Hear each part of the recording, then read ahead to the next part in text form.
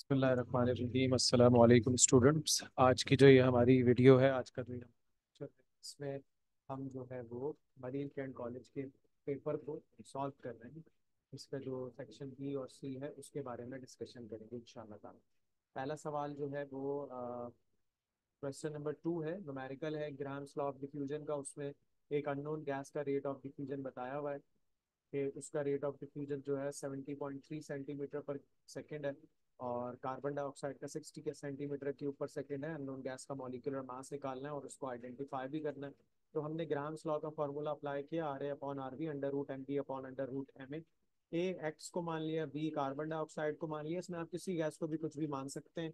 फिर जब हमने इसको मैथमेटिकली सॉल्व किया तो आंसर हमारे पास आया 32 ग्राम पर मोल, जो कि मोलर मास है कार्बन अननोन गैस का। क्योंकि मोलर मास 32 है तो इससे हमने इस गैस को आइडेंटिफाई किया कि ये ऑक्सीजन गैस हो सकती है, क्योंकि आइडेंटिटी भी सवाल में पूछी हुई थी। उसके बाद चौथा सवाल है, ये बुक की एज इट इज एग्जाम्पल है।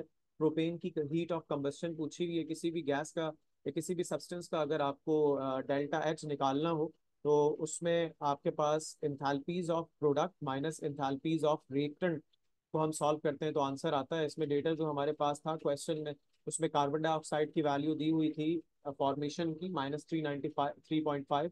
3 मोल्स है तो 3 से मल्टीप्लाई कर दिया, वाटर के 4 मोल्स हैं तो उसकी वैल्यू को 4 से मल्टीप्लाई कर दिया, उसमें से माइनस कर दिया रिएक्टेंट C3H8, उसका 1 मोल है तो उसकी वैल्यू को 1 से मल्टीप्लाई किया। ऑक्सीजन क्योंकि जीरो होता है तो इसीलिए उसको यहाँ इग्नोर कर दिया, सॉल्व कर लिया, तो ये आंसर आ गया। देन एक और जो हमारा नेक्स्ट क्वेश्चन है वो स्टेशियोमेट्री और जर्नल गैस इक्वेशन का मिक्सचर है।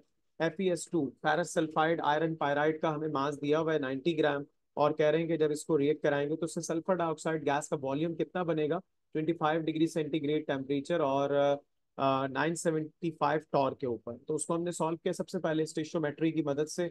हमने क्या कहते हैं इसको, सल्फर डाइऑक्साइड गैस का हमने मास निकाल लिया जो कि 96 ग्राम आया, और फिर जर्नल गैस इक्वेशन को अप्लाई करते हुए हमने इसका वॉल्यूम फाइंड आउट कर लिया। देन इस ली शैटलियर प्रिंसिपल का एक सवाल है, स्टेटमेंट मांगी हुई और फिर एक इक्वेशन दी हुई है, उसके बारे में कह रहे हैं कि बताइए कि अगर टेम्परेचर इंक्रीज करेंगे तो रिएक्शन किस डायरेक्शन में जाएगा, प्रिडिक्ट करना है। प्रेशर को इंक्रीज करेंगे तो क्या होगा, और ऑक्सीजन ऐड करेंगे तो क्या होगा। देखो एक्सोथर्मिक रिएक्शन है, प्रोडक्ट साइड पर हीट है यानी कि हीट इवॉल्व हो रही है, तो टेम्परेचर इंक्रीज करने पर ये बैकवर्ड आएगा। ऑक्सीजन ऐड कर रहे हैं, ऑक्सीजन क्योंकि रिएक्टेंट है वो ऐड करेंगे तो रिएक्शन फॉरवर्ड डायरेक्शन में जाएगा। और जब प्रेशर इंक्रीज करते हैं तो रिएक्शन उस तरफ जाता है जहाँ पे मोल्स कम। तो कम मोल्स कहाँ पर है, प्रोडक्ट साइड पे 2 मोल है, रिएक्टेंट साइड पे 3 मोल्स हैं, इसीलिए ये रिएक्शन भी फॉरवर्ड चला गया।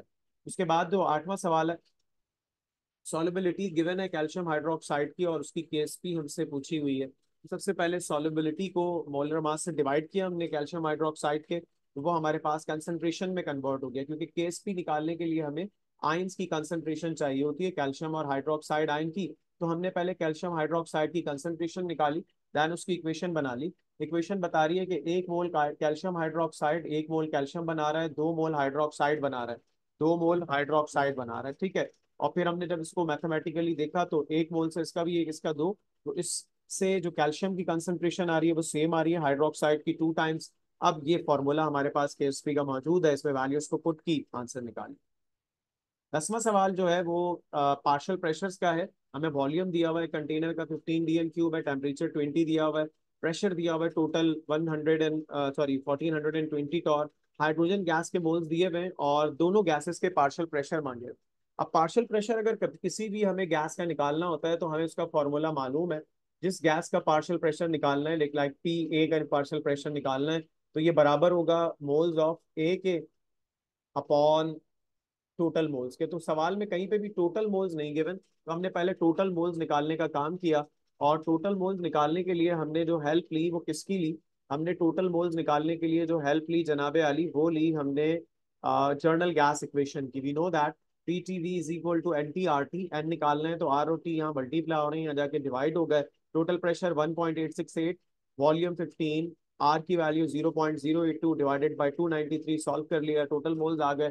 अब पहले हाइड्रोजन गैस के तो हमें मोल्स गिवन है, वहां से उसका पार्शियल प्रेशर निकाला, और फिर टोटल प्रेशर निकालने के लिए हाइड्रोजन और हीलियम के प्रेशर का सम होता है, हीलियम का निकालना है तो हाइड्रोजन का प्रेशर टोटल प्रेशर में से माइनस कर दिया, we get the partial pressure of helium. Then electronic configuration पूछी गई है 12वें सवाल में। एल्यूमिनियम +3 का मतलब है 3 इलेक्ट्रॉन माइनस करेंगे, एटॉमिक नंबर 13 में से 10 इलेक्ट्रॉन की करेंगे। क्रोमियम का एटॉमिक नंबर 24 है, इसका लास्ट ऑर्बिटल में डी में 4 इलेक्ट्रॉन आ रहे हैं, 4 आते नहीं है तो अरेंज कर लिया, D5 हो गया।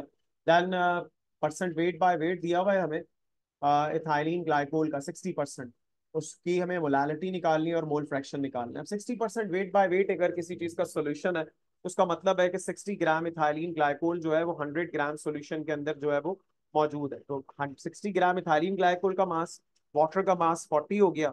अब यहाँ से दोनों के पहले हमने क्या कर लिया, मोल्स निकाल लिए और दोनों के मोल्स को प्लस करके टोटल मोल्स निकाल लिए।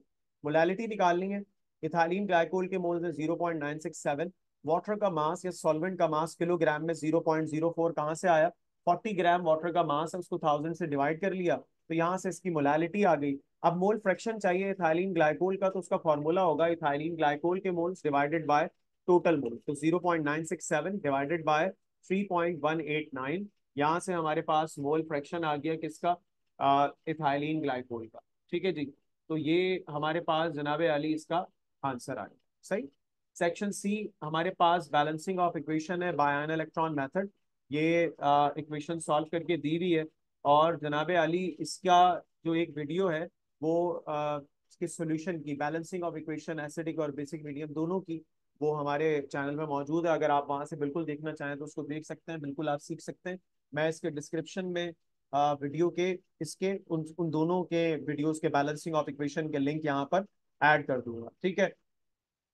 जो तीसरी इक्वेशन इस पेपर में है वो वहां पे मौजूद है, ये चैनल का नाम आ गया आपके सामने, केमिस्ट्री इन बायसमन यार, उस पे जाके भी आप देख सकते हैं और बाकी मैं लिंक भी वहां पे ऐड कर दूंगा। उसके बाद एक न्यूमेरिकल है जिसमें इनिशियल हमें मोल्स दिए हुए हैं हाइड्रोजन के और आयोडीन के, और हमसे केसी की वैल्यू भी गिवन है और हमसे सब चीजों के मोल्स या इक्विलिब्रियम कंसंट्रेशन मांगी हुई है। तो इसको हमने सॉल्व किया। 3 मोल्स इनिशियल है हाइड्रोजन के, 4 मोल्स आयोडीन के हैं। जब इक्विलिब्रियम आएगा इसमें से एक्स माइनस होगा, इसमें से भी एक्स, और HI2X बनेगा। केसी का फॉर्मूला बनाया। अब क्योंकि यहाँ पे वॉल्यूम गिवन नहीं है तो हम वॉल्यूम 1 मान लेंगे, सब जब डिवाइड करेंगे तो वो वैल्यूज वैसी की वैसी आ जाएंगी। HI2X है यहाँ पुट कर दिया, हाइड्रोजन 3 - x है, आयोडीन 4 - x है, यहाँ रख दिया 50। दैन इसको मैथमेटिकली हमने सॉल्व किया, क्वाड्रेटिक इक्वेशन लगाई। जब सॉल्व करेंगे अल्टीमेटली एक्स की दो वैल्यूज आएंगी, एक 5 आ रही है और एक 2.60, क्योंकि 5 मैथमेटिकली पॉसिबल नहीं है, इतने मोल्स प्रोडक्ट के या रिएक्टेंट के खर्च नहीं हो सकते, क्योंकि इनिशियली रिएक्टेंट है ही हमारे पास 3, तो एक्स की वैल्यू 3 से कम ही आएगी, तो वो 2.60 है। अब जब उसको हमने पुट किया सबके साथ, जैसे कि हाइड्रोजन इक्विलिब्रियम पे 3 - x है तो एक्स 2.60 है, वैल्यू पुट कर दी, ये हमारे पास सबके इस तरह से एक्टिव मासेस आ गए। लास्ट में बॉर्न हेबर साइकिल है जो कि 2023 के बुक के एडिशन से ली हुई है, चैप्टर नंबर 11 के बिल्कुल लास्ट में जो है वो वहाँ पे मौजूद है, वहां से भी आप देख सकते हैं। फिर भी अगर कोई क्यूरी, कोई क्वेश्चन हो, आपका कोई मसला हो जिससे आप सॉल्व ना कर पा रहे हो, बिल्कुल आप पूछ सकते हैं। इस पेपर का जो पेपर मैंने डिस्कस किया मलियर कैंट कॉलेज का, इसका जो डिस्क्रिप्शन में आप देखेंगे जो MCQs के सॉल्यूशन है, वहाँ पर इसका PDF मौजूद है, वहाँ से आप ले सकते हैं। बाकी कोई भी इशू हो बिल्कुल आप पूछ सकते हैं। ख्याल रखिए बेटे अपना। अल्लाह हाफिज।